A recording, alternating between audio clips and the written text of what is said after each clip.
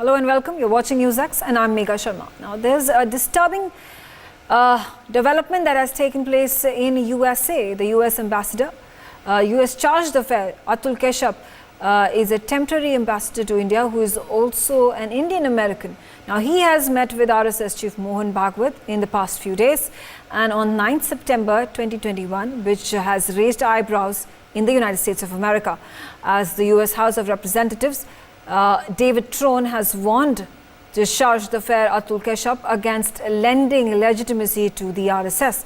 Trone has warned that by engaging with the RSS officials and discussing their ideologies, the United States could lend legitimacy to this controversial group and further jeopardize the communities that the RSS has targeted. Well, that's an absurd claim, an accusation that has been put out by this Democrat by the name of Trone. Let's open up this debate. Joining me on the broadcast, Sri Iyer, who's the founder of P Guru and foreign policy analyst.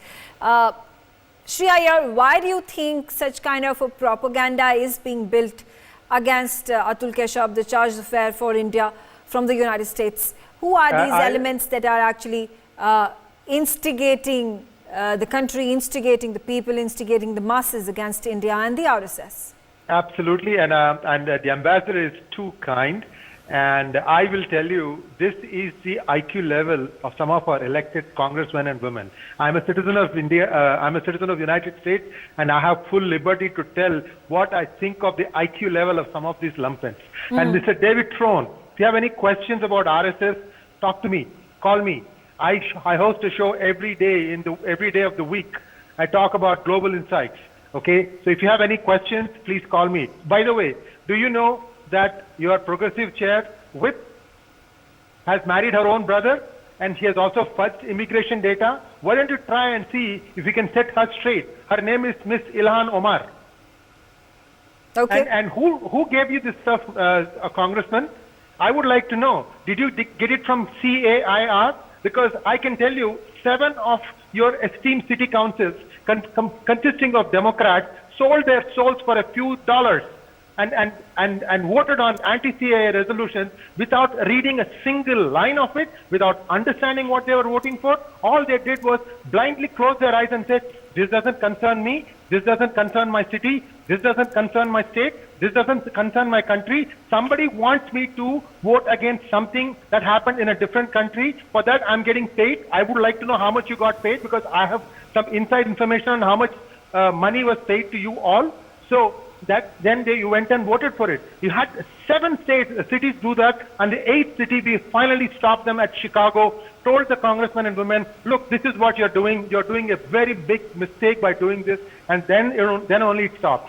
These are mischief after mischief being perpetrated by a small group of lumpens who have money from 4-5 different sources. I can't tell you because I don't have the proof, but I do know that this is what is happening. And I think NewsX should roundly condemn David Trone, because he doesn't understand that anybody who is a diplomat, who's representing his country in a different country, he needs to be talking to all these people. Otherwise, how the heck can you have on-the-ground intelligence? Oh, by the way, Mr. Trone, for your kindest of kind information, RSS is the world's largest NGO, non-governmental organization. You know something else?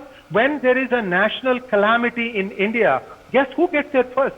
Not the first responders. It is the RSS that goes there. They do the hardest task. They are the ones who are setting up kitchens. They are the ones setting up clean water. They are the ones setting up drainages. They are the ones finding blankets for all the people who are affected when there is a natural calamity. And then the rest of the people come together. And then you come there, not you, but some NGOs from the West come there bearing Bible books. This is what you are good for.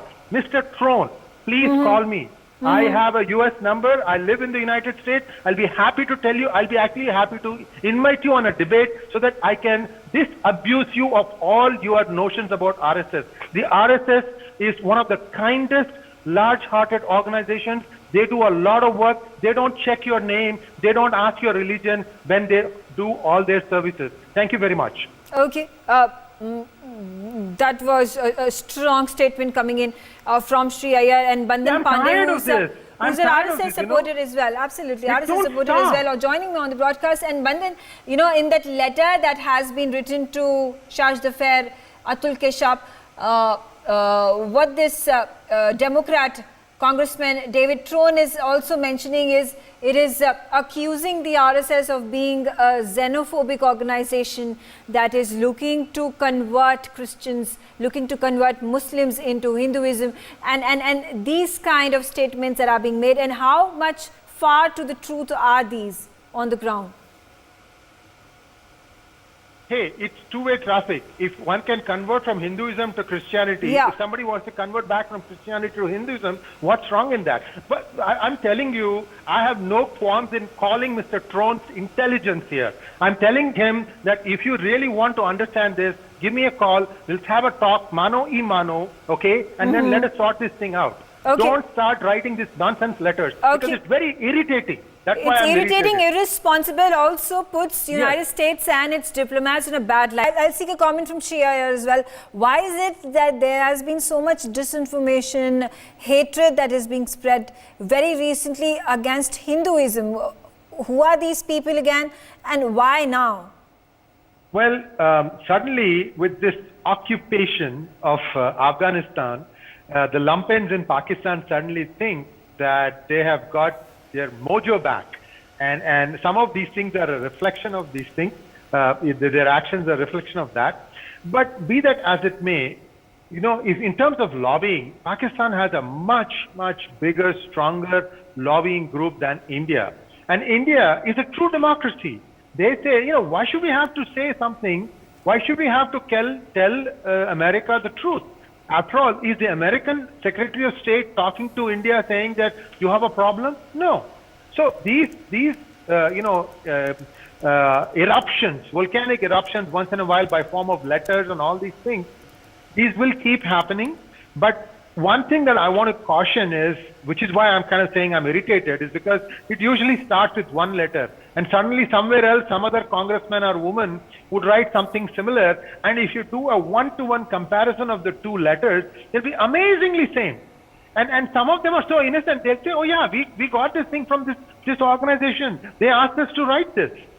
Okay. And now the clincher here is that India also needs to help people such as myself. There are also many organizations now that are Sanatana Dharma based, and we are fighting some of these outrageous lies in the United States courts when we fully expect to win. I'm not a part of any of these organizations, but I do get to know what is going on because some of these lies are being challenged. And in the United States, believe me, when the judge comes down, you not only have compensatory damages, you also have punitive damages, which is 10 times usually the compensatory damage. What a punitive damage is the person who did this thing gets levied 10 times the fine. So for the rest of his life, this person would never think of doing something like this. So I'm hopeful that as these cases start winding their way through some of the courts, that you will start seeing the truth and India will emerge stronger. Today, India needs to align itself with the United States for the sake of the world, for saving the free world. And the United States fully understands it. However, many of these politicians are people who speak from both sides of their mouth. And when they say something like that, they should expect blowback from people like me because I am always catching them on their life. So let it be there. When action comes, United States will side with India and India will come to United States rescue and things will sort themselves out. Like I said, just wait for a few more months. Okay. Shri Iyer, you want to make a point?